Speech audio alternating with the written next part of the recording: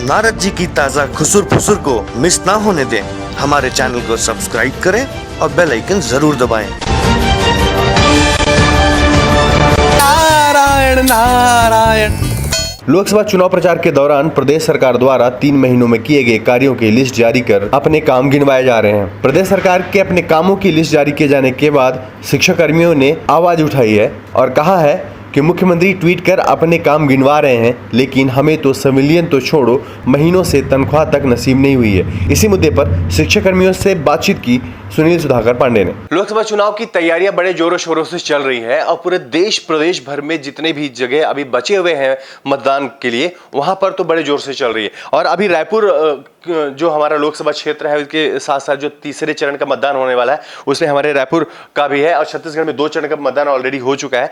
अभी हम यहाँ पर है जहाँ पर शिक्षाकर्मी से जुड़े हुए लोग हैं, इसमें अनुकंपा नियुक्ति से होते हुए जिन लोगों का अभी तक सिविलियन नहीं हुआ है, जिनका हो चुका है, वो हर मतलब तीनों चारों तरह के सारे शिक्षककर्मी हमारे साथ हैं। और हम बात करने वाले हैं भूपेश बघेल जी के उस ट्वीट के बारे में जिसमें उन्होंने ट्वीट किया था कि अभी तक उन्होंने अपने जन घोषणा पत्र में विधानसभा चुनाव के दौरान जो जन घोषणा पत्र था उसमें जो वादे किए थे उनमें से कई सारे वादे उन्होंने पूरे कर दिए हैं और कई सारे वादे, आधे से ज्यादा वादे जो हैं उनमें काम होना शुरू हो गए। तो हम अभी चर्चा कर रहे हैं शिक्षक कर्मियों से और इनसे भी पूछते हैं कि आप लोगों में से जिनका संविलियन हो चुका है उनकी क्या परेशानी हुई थी जो पूरी हो गई है और अभी नई सरकार बनने के बाद किनका किनका हो। मैं सबसे पहले आपके पास आता हूं। सरकार ने कहा था कि जितने संविलियन के लिए बचे हुए लोग हैं जो 8 साल के बाद वाले हैं उनका संविलियन कर दिया जाएगा। 3 महीने की सरकार हो गई है। आप लोगों का संविलियन हो चुका है, कितने दिन हो चुका है और जो भी मुद्दे थे उस पर क्या है अभी? सरकार ने कहा था कि 2 वर्ष पूर्ण करने वाले शिक्षाकर्मियों का संविलियन किया जाएगा, लेकिन अभी तक 2 वर्ष पूर्ण करने वाले शिक्षाकर्मियों का संविलियन नहीं हुआ है। 8 साल पूर्ण कर चुके हैं। भूपेश बघेल जी ने ट्वीट करके लिखा है ये कि संविलियन से संबंधित जो शिक्षक थे उसके अलावा शिक्षकों की जो भर्ती की जाएगी और पंचायत के अंतर्गत जो है वो डायरेक्ट भी जाएंगे। ट्वीट करके कहा है कि उन्होंने इस पर काम किया है। अभी जो ऑलरेडी पंचायत में 48,000 शिक्षाकर्मी हैं जिनका संविलियन नहीं हुआ है, उनको छोड़कर नई शिक्षक भर्ती की जा रही है। तो नई शिक्षक भर्ती होने से पहले पुराने जो पंचायत विभाग में जो शिक्षक है उनकी संविलियन कर दी जाए, उसके बाद नई भर्ती की जाए। अच्छा, तो मतलब संविलियन के लिए कहा गया था, वो संविलियन अभी तक हुआ नहीं है। उस पर आप लोगों ने बीच में आंदोलन भी किया, उसका क्या हुआ फिर? आंदोलन जो हुआ था उसमें तो 8 वर्ष पूर्ण करने वालों का संविलियन। नई सरकार बनने के बाद लोकसभा चुनाव के पहले भी आप लोगों ने आंदोलन किया था, कुछ बैठकें ली थी, कलेक्ट्रेट गार्डन वगैरह में गए सारे लोग मिले थे, गए थे। देखिए, विधानसभा चुनाव के पहले कांग्रेस ने अपने जन घोषणा पत्र में 2 वर्ष के बाद जो शिक्षाकर्मी सेवा दे रहे हैं वो 8 वर्ष से नीचे उनका संविलियन करने की बात उन्होंने कही थी। साथ ही साथ क्रमोन्नत वेतनमान देने का उल्लेख किया गया था, वेतन विसंगति दूर करने की बात कही गई थी और अनुकंपा नियुक्ति की बात कही गई थी। लेकिन लगभग 5 महीने होने जा रहे हैं सरकार को बनने के बाद, अभी तक प्रदेश के शिक्षाकर्मियों की कोई भी मांग पूरी नहीं हुई है। और रही बात नई शिक्षक भर्ती की बात जो की जा रही है, इससे प्रदेश के लगभग 48,000 जो शिक्षक पंचायत में कार्यरत हैं और उनको बहुत बड़ा इससे नुकसान होगा। वो जूनियर रह जाएंगे और सीधी भर्ती से जो 15,000 शिक्षक शिक्षा विभाग में इनका संविलियन हो जाएगा।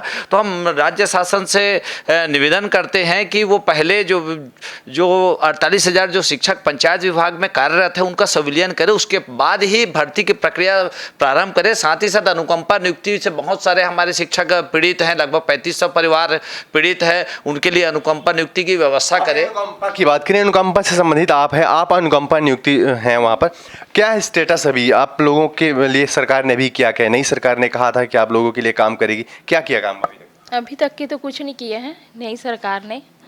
और 100 दिन बीत चुके हैं इस अपने ट्विटर से लेके हर जगह सरकार अपने कामों को बता रही है, लोगों तक पहुंचा रही है कि हमने ये काम किया है, शिक्षा कर्मियों के लिए भी काम किया है, वो ऐसा कह रहे हैं?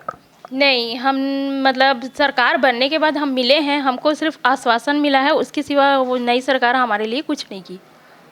ठीक है, तो नई सरकार ने अभी तक कुछ नहीं किया है और जो पुराने सरकार ने जितना किया था अभी वहीं तक यथावत काम अभी बचा हुआ है।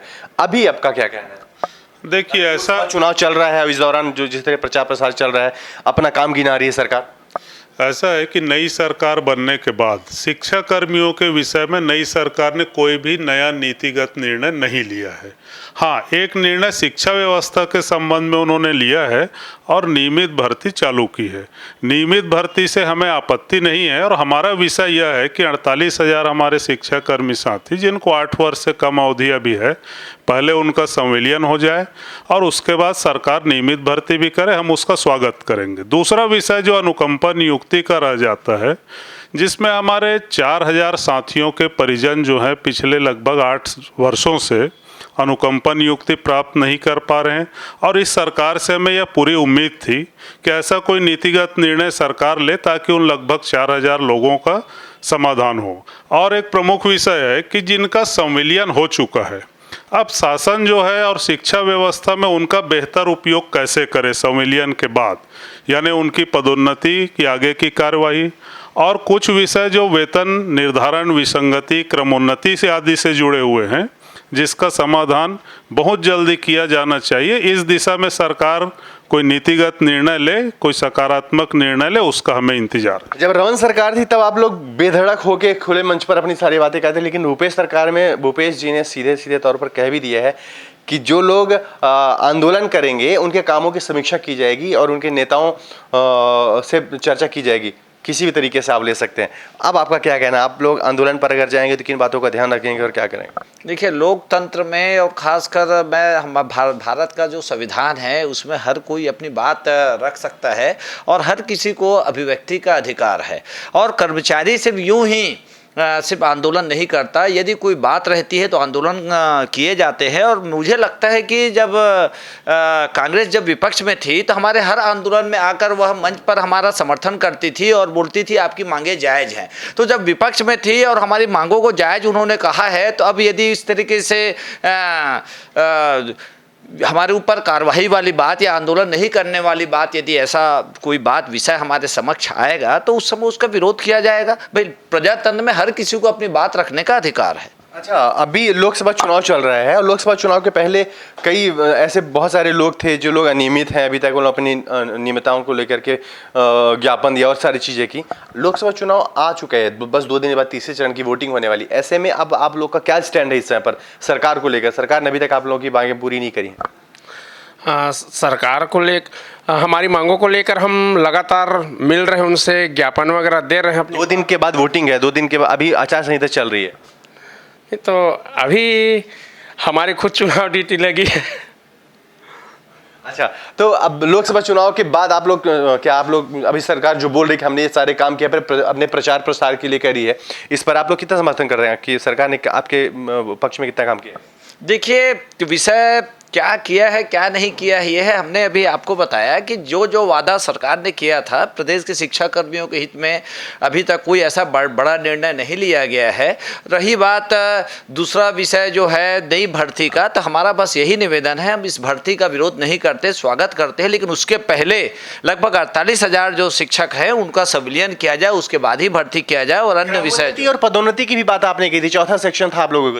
निश्चित रूप से क्रमोन्नति की बात भी सरकार ने अपने जन घोषणा पत्र में रखी थी, लेकिन प्रदेश के शिक्षा कर्मियों को क्रमोन्नत वेतनमान नहीं मिला है और इस प्रदेश के शिक्षा कर्मियों को बहुत बड़ा विषय है। और फिलहाल प्रदेश के शिक्षा कर्मी सरकार से नाराज हैं। रेगुलर शिक्षकों की भर्ती शुरू हो जाएगी तो आप लोग जो पंचायत के अंतर्गत सम्मिलित हैं, आप लोगों को क्या घाटा होगा?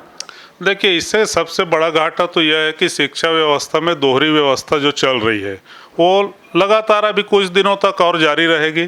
और अगर सरकार सकारात्मक रूप से नियमित भर्ती करनी जा रही है तो सबसे पहला यह होना चाहिए कि वर्तमान में जो पंचायत के अंतर्गत बच गए हैं उनके लिए एक अच्छा सकारात्मक नीतिगत निर्णय ले, सरकार पहले उनका संविलियन कर ले और निश्चित रूप से बाकी भर्तियां नियमित शिक्षकों की करे।